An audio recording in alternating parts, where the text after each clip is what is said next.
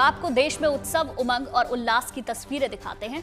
आजादी के जश्न के बाद श्री कृष्ण जन्माष्टमी का पावन दिन है, यानी आजादी के जश्न के तुरंत बाद पूरा देश कृष्ण जन्मोत्सव मनाएगा, जिसके लिए अभी से देश भर में कान्हा के मंदिरों की भव्यता देखते ही बन रही है।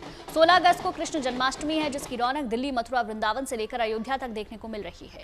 इन दिनों मंदिरों की छटा तो निराली है ही, साथ ही बाजारों में कान्हा के खूबसूरत रंग देखने के लिए मिल रहे हैं। कान्हा की खूबसूरत प्रतिमा और रंग बिरंगी कान्हा की ड्रेस से बाजार सज गए हैं। कान्हा की माखन मटकी और बांसुरी का भी काफी क्रेज देखा जा रहा है। मथुरा वृंदावन में नगर निगम मथुरा के हर चौक चौराहे की दीवारों पर कान्हा से जुड़ी पेंटिंग्स बनवा रहे हैं, जो कान्हा की नगरी को और खूबसूरत बना रहे हैं।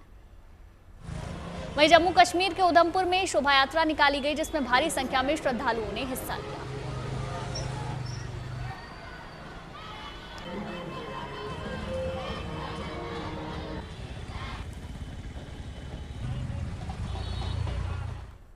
देखिए, भगवान श्री कृष्ण की जन्मस्थली मथुरा में उनके जन्मोत्सव की तैयारियां शुरू हो चुकी हैं।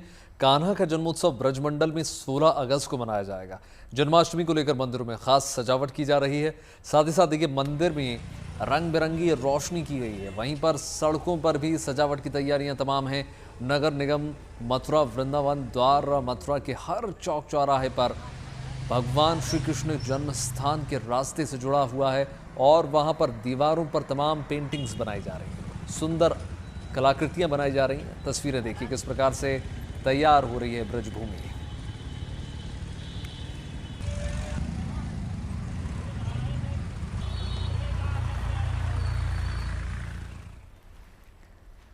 जन्माष्टमी की तारीख जैसे जैसे करीब आ रही है, देश भर में कान्हा के जन्मोत्सव को लेकर श्रद्धालुओं में अपार उत्साह देखा जा रहा है। जम्मू कश्मीर के उधमपुर में जन्माष्टमी से पहले भव्य शोभा यात्रा निकाली गई, जिसमें बच्चे, बड़े, महिलाएं समेत बड़ी संख्या में श्रद्धालु शामिल हुए।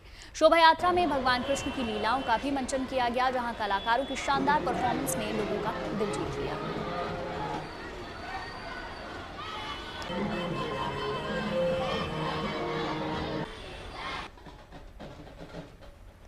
बात करेंगे अयोध्या की। अयोध्या में श्री कृष्ण जन्मोत्सव की भव्य तैयारियां की जा रही हैं। जन्माष्टमी को लेकर बाजारों में गजब की रौनक है।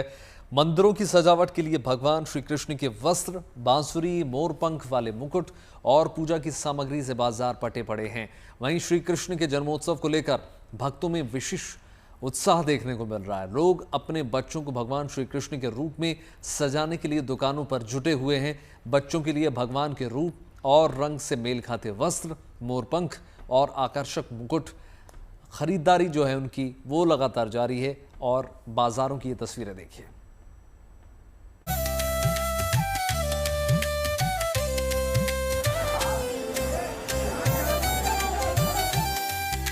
श्री कृष्ण के 5252वें जन्मोत्सव से जुड़ी तैयारियों की रौनक ब्रज में दिखने लगी है।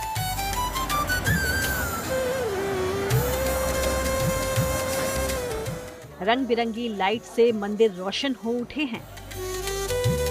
चाहे श्री कृष्ण जन्मस्थली हो या फिर वृंदावन का विश्व प्रसिद्ध बांके बिहारी मंदिर हो, जन्माष्टमी से जुड़ी तैयारियां यहां जोर शोर से चल रही हैं। वृंदावन के बांके बिहारी मंदिर में भी जन्मोत्सव से जुड़ी तैयारियों की रूपरेखा तैयार हो चुकी है। अष्टमी के लिए विशेष रूप से ठाकुर जी की पोशाक तैयार की जा रही है, जो कि जिस पोशाक के दर्शन 15 अगस्त को हम पोशाक के दर्शन भी आपको कराएंगे। और सुबह शाम जो प्रतिदिन समय सारणी है मंदिर की, उसी समय सारणी से दर्शन होंगे। रात को 11 साढ़े 11 बजे मंदिर के सारे कपाट बंद हो जाएंगे। हिली पर वैदिक मंत्रोच्चारण से पूजा अर्चना करके श्री बिहारी जी का जो कृष्ण स्वरूप उनमें समाहित होगा, उसकी विशेष पूजा अर्चना। उस दिन पाक का विशेष रूप से भोग, मखाने की खीर इत्यादि भोग ठाकुर जी के अभिषेक के बाद तत्प्रांत उन्हें लगा दिए जाएंगे। बांके बिहारी मंदिर के सेवायत पुजारी अनंत गोस्वामी के मुताबिक जन्माष्टमी की मध्यरात्रि को सबसे पहले बिहारी जी का अभिषेक होगा, जिसमें उन्हें दूध, दही, घी, शहद और जल से स्नान कराया जाएगा। इसके बाद उनको सुंदर वस्त्र पहनाकर उनका 16 श्रृंगार होगा। हालांकि ये पूजन आम भक्तों के लिए नहीं होता है। इसके बाद रात करीब 2 बजे से भक्तों के दर्शन शुरू हो जाते हैं, जो सुबह 6 बजे तक चलते हैं। इसी दौरान श्री बांके बिहारी जी की मंगला आरती होगी। ये आरती पूरे साल में केवल एक बार जन्माष्टमी के अवसर पर होती है। इस आरती के बाद बिहारी जी को भोग अर्पित किया जाएगा। क्योंकि हम अपने ठाकुर जी को 8 वर्ष के बालक के रूप में मानते हैं। उनकी रोज मंगला ना कर केवल हम जन्माष्टमी के दिन, क्योंकि रात को 12 बजे उनका जन्म होता है, उसके बाद ठाकुर जी की मंगला आरती होती है। उस दिन ठाकुर जी को पीले रंग की पोशाक पहनाई जाती है और उसके बाद एक बहुत बड़ा उत्सव चलता है, उसको नंदोत्सव कहते हैं। सबसे बड़ी बात क्या है, हम ठाकुर जी का जो अभिषेक करते हैं ना, वो अभिषेक हम दूध, दही, घी, शहद तो पंचामृत तो होता ही है। उसके बाद हम एक सहस्त्र धारा करते हैं। एक ठाकुर जी की चन्नी है, उसके अंदर कई छेद होते हैं, उससे ठाकुर जी का स्नान कराया जाता है। गुलाब जल, केसर, उसके अलावा ठाकुर जी को हम 64 जड़ी बूटियाँ और होती हैं, उन सबके उससे स्नान कराकर ठाकुर जी का प्राकट्य करते हैं। उसके बाद ठाकुर जी को हम एक बाल रूप में दर्शन कराते हैं लोगों को। वो आपको लगेंगे बहुत छोटे से, बहुत प्यारे से। और उसके बाद दर्शन खुलने के बाद मंगला आरती होती है। और हमारे यहाँ कहावत है, जो करेगा मंगला वो कभी ना होगा कंगला। जन्माष्टमी की जो रौनक श्री बांके बिहारी मंदिर में देखने को मिलती है, वैसी कहीं और नहीं दिखती। इसलिए जन्माष्टमी पर बांके बिहारी के बाल स्वरूप दर्शन के लिए बड़ी संख्या में श्रद्धालु दूर दूर से आते हैं। इस साल भी लाखों की संख्या में भक्तों के आने की उम्मीद है, जिनकी सुरक्षा व्यवस्था को देखते हुए मंदिर को 22 सेक्टर और 4 जोन में बांटा गया है। साथ ही भीड़ को संभालने के लिए होल्डिंग एरिया भी बनाए जा रहे हैं, जिससे बांके बिहारी मंदिर की व्यवस्था दुरुस्त रहे और श्रद्धालुओं को भी किसी तरह की परेशानी न हो।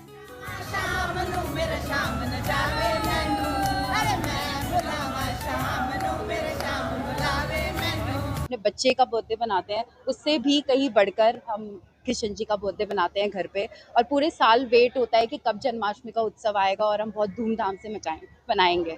बहुत खुश हैं, बहुत इस टाइम पे यहाँ पे खड़ी हो, मेरे को बहुत आनंद लग रहा है, बहुत अच्छा लग रहा है, आंसू नहीं रुक रहे हैं, बहुत अच्छा लग रहा है। श्री कृष्ण के भक्तों को जन्माष्टमी का साल भर इंतजार रहता है और अब उनका ये इंतजार खत्म होने में सिर्फ 4 दिन बचे हैं। यानी 4 दिन बाद पूरे ब्रज में सिर्फ एक ही बधाई गीत गूंजेगा, वो है आनंद उमंग भयो जय हो नंदलाल की, नंद के आनंद भयो जय कन्हैया लाल की। वृंदावन से मदन गोपाल शर्मा के साथ bureau report, good news today. Mumbai समेत पूरे महाराष्ट्र में जन्माष्टमी पर दही हांडी उत्सव का क्रेज देखने को मिलता है। अलग अलग जगह ये इवेंट होते हैं, कई टीमें इसमें हिस्सा लेती हैं और जीतने वाली टीम को अच्छा खासा इनाम भी मिलता है। मुंबई में गोविंदा टीमें दही हांडी की प्रैक्टिस में जुटी हैं। ह्यूमनॉइड पिरामिड बनाकर कई फीट ऊपर टंगी दही हांडी को फोड़ने के लिए बैलेंस और आपसी तालमेल जरूरी होता है।